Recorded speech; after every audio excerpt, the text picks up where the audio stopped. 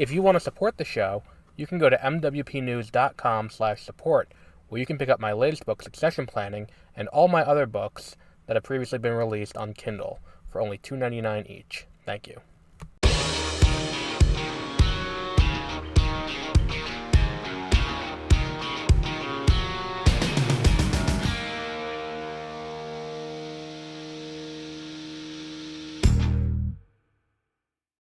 Good morning, and welcome to not Beware of Spoilers, 30-minute reviews. I am Adam. On this, I'm recording it on Sunday, a very sunny Sunday. I'm going to see Dune Part 2 tonight, so we're going to be talking about that on Beware of Spoilers later today. But for now, let's settle into what we have going on with the big news of the week, and all that kind of cool stuff. So, let's see what we got here. Let's start out with the biggest story, which is Gareth Edwards will be directing Jurassic World. I want to say they had another director kind of on standby. They had someone else who was on tap to do it, but that person has since dropped out. And it is now going to be Gareth Edwards. I think that could be interesting. I think Gareth Edwards did some good work with Rogue One. It is arguably the most interesting of the Star Wars movies to have come out. I think it's an interesting work on that. I saw people say that this is him being put in movie jail for what happened with the creator. I don't see that as the case. I think that this is them giving him a good a good a big franchise to kind of go back to. Because Gareth Edwards' franchise work has always been great. Because didn't he do Godzilla? Like, that Godzilla movie's great. Rogue One is great. The Creator is great. I mean, The Creator's fine. Let me rephrase. I don't want to sound too positive on The Creator. The Creator's fine. It's not terrible. It's kind of paint by numbers, but it is what it is. And it does what it is very, very well. So I think him coming in to direct Jurassic World could be interesting.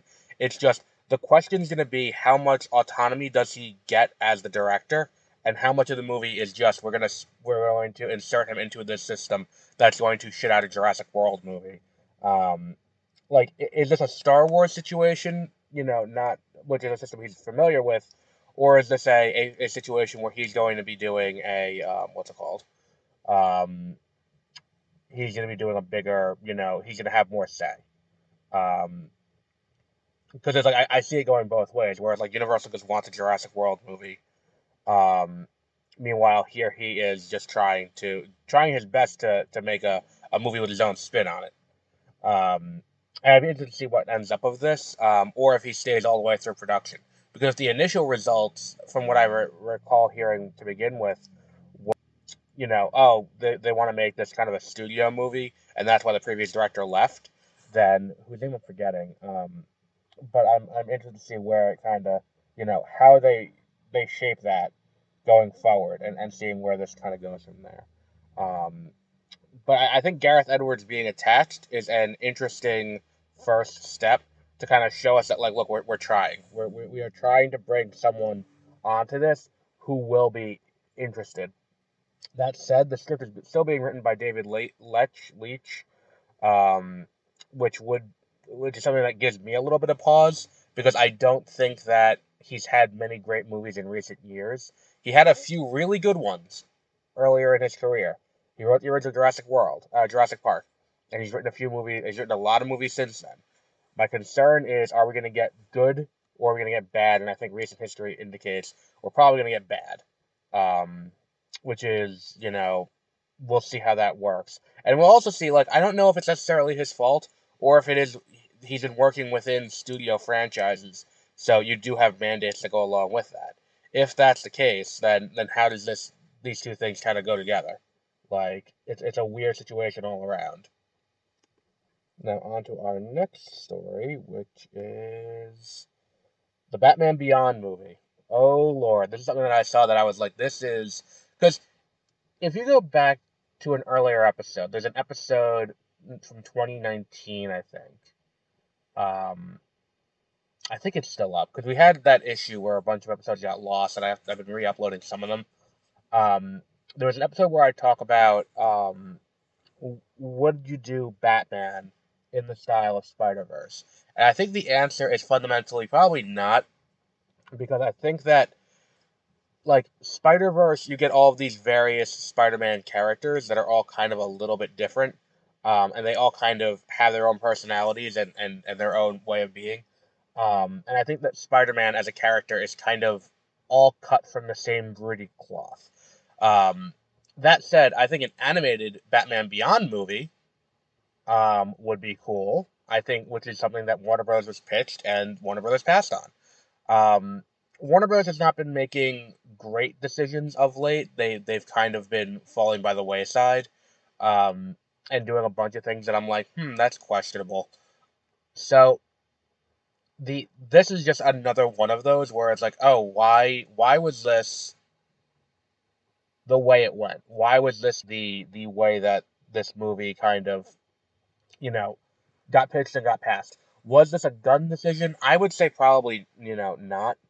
With my thought on this, because the issue is we've been promised a kind of cohesive DC universe, and we've heard this before, not from DC, but we've heard this from Star Wars. This idea that everything's going to be equally canon. And with Star Wars, it was not really true. It was kind of a lot of lip service that ended up being kind of not real to reality. Um, which is a shame because there are some cool ideas in the expanded universe that there is the opportunity to use in the main movies, but they just don't. Which leads to a lot of weird situations, like we've talked about it before, the Operation Cinder thing. We're actually going to talk about it on Wednesday in this week's Exploring Hyperspace Lanes. Josie and I are going to talk about that. The issue that I have with this is I I, I don't want to see like when they were talking about a cohesive universe for Marvel video games, they said they don't want to have people feel shoehorned into the story of whatever it is that the other people around them have made. So, like, the example I gave is like if the moon gets destroyed in one game, we don't want the other games to be forced into taking oh, well, the moon's destroyed, so we can't do anything with that. It's that kind of thing where it's like we don't want to feel forced into doing it.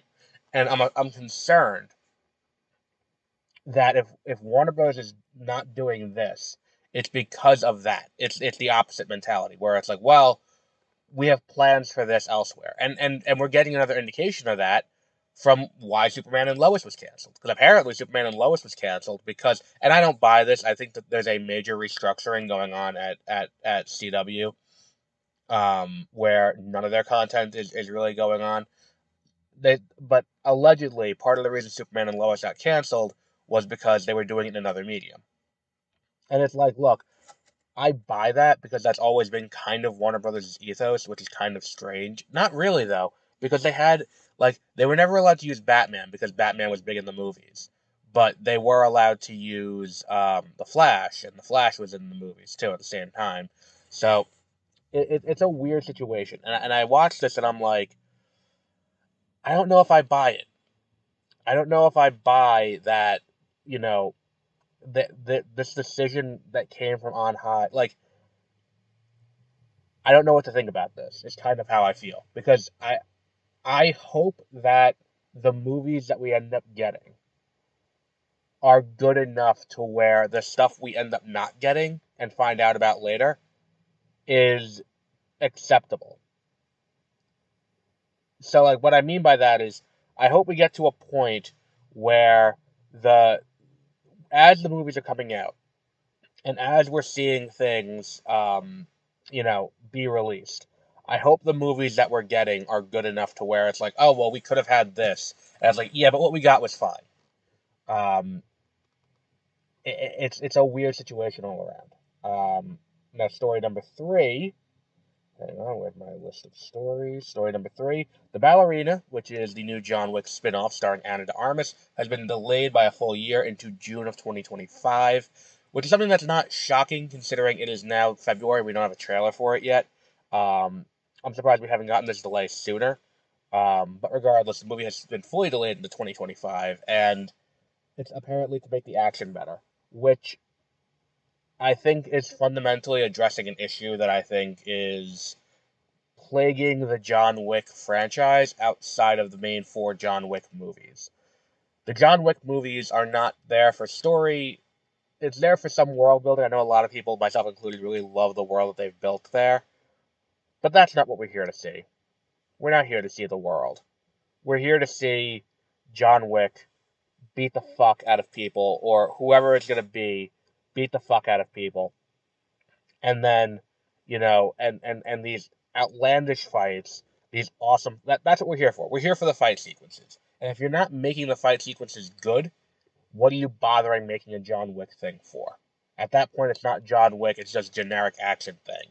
And if that's going to be the case, why are we having the conversation at all? And that's kind of how I felt about the Continental.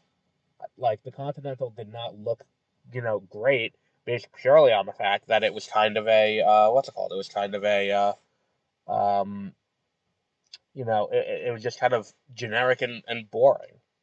And that's kind of where I am with this. It's like, if you're not going to make it right, don't make it at all. But it seems like they're going to take steps to kind of solidify what it should have been from the beginning, which is good. That's a good thing for everyone. Story number 4. Oh, wrong article, wrong page. The Kane Chronicles series from Rick Riordan is not moving forward at Netflix. And I'm not entirely sure what's behind this. It's an odd decision considering that Percy Jackson and the Olympians has been a beautiful thing for Disney Plus. It did great numbers for them. I'm surprised that we have this opportunity to do this other thing. We're gonna pass on it because then the issue becomes it's like, well, now can Disney option that too? Because they're already in the Rick Riordan business, and I think that that's kind of what we're gonna see them start to get into more. If there's one indication we got from that earnings call, it's that Disney is going to, what's it called? It's that Disney is going to continue to do franchises that we know are big and we know people are going to go to every time. And that's kind of what Percy Jackson and the Olympians has proven themselves to be. So now that they have the Kane Chronicles, or not that's up for grabs. Do they jump on that, or does another studio try to jump on that first? And if so, does Disney have first pass rights? Because that is a possibility as well. We'll see though. I think that's an odd decision by Netflix, especially considering that you need to stop these live action adaptations. And we're gonna talk about that on Beware of Spoilers. Yesterday, but you need to stop these live action adaptations. If you're not gonna do them right, don't bother. I don't understand the reason for that. Um, but it is what it is. Moving on to our final story, the SAG Awards were Saturday night, and we now have a clearer picture of what's going on with the Oscar race. So let's break down what we have. Robert Downey Jr. won Best Supporting Actor. I think that this means he's going to win Best Supporting Actor at the Academy Awards. We're locked down at this point. Then we have Cillian Murphy won Best Leading Actor. Again, I think that going into this, it was a foregone conclusion that he was going to win that the Oscar for Best Actor, but this just further solidifies that. I think too Oppenheimer is still going to win Best Picture. I think Nolan's going to win Best Director. So let's see how that. I don't think that there's anything there here. I think the two more interesting races are the two that were kind of up for grabs. I think Best Actress going into last night was down to Lily Gladstone for Killers of the Flower Moon and Emma Stone for Poor Things. I stand by. I may not agree with it, but I would predict Emma Stone wins the Oscar. That would have been what I said this morning. I think I said that when I did my Oscar predictions. Um, Emma Stone wins the Academy Award. I think the issue with that now is I don't think that Emma Stone is as solid a pick now, since it is, what's her name has now won best actress at the SAG Awards. Lily Gladstone has taken that home. Um, and I think too, it's like I think the best supporting actress award is up for grabs. I still think it should be Divine Joy Randolph, and I thought that before she won last night. Um, but it's interesting to see how that plays if it does play. Um, I'm curious about it now. but let's see, let's see what ends up happening there. And on to our final news story for today. Oh no, that was the final news story. On to our box office report from last week. Um, Number one, Bob Marley, One Love held at the top spot with 13.5 million. Coming in at number two, the newcomer Demon Slayer movie, which I don't know what the fuck that is, um, which ended up taking home 11.5 million, which is good for them. Anytime I see one of these anime movies in here, I'm like, good for them, getting that high up. Um, Coming in at number three is Ordinary Angels, another newcomer that was supposed to come out last year but got delayed into this year with 6.5 million. Madam Web drops all the way to number four with 6.0 million, and Migration drops to number five at 3.0 million. Of note, Argyle dropped out completely of the top 10, of the top five, down to number six. Extending your collection this week, we have a bunch of new DVD releases coming out on Tuesday. We have Wonka hitting DVD and Blu-ray and 4K. Definitely would recommend this. Definitely would recommend checking out Wonka if you haven't seen it already. It is coming to streaming in the near future, but I would definitely. This is one that I would say is a good buy for your collection. Migration's hitting DVD this week as well. Next Goal Wins also, and Dream Scenario. Um, and I think that that's really it on that. Yeah, I don't think. And VHS 1980, VHS 85, which is another, I would say, solid pick. Um, but I would check out any of those. Um, but we'll wrap up there for today because I have things to do. And I'm seeing Dune tonight, so I've truncated timeline to get my usual shit done. So we'll wrap up there for today. And until our next episode, which will be next week, have a great rest of your week.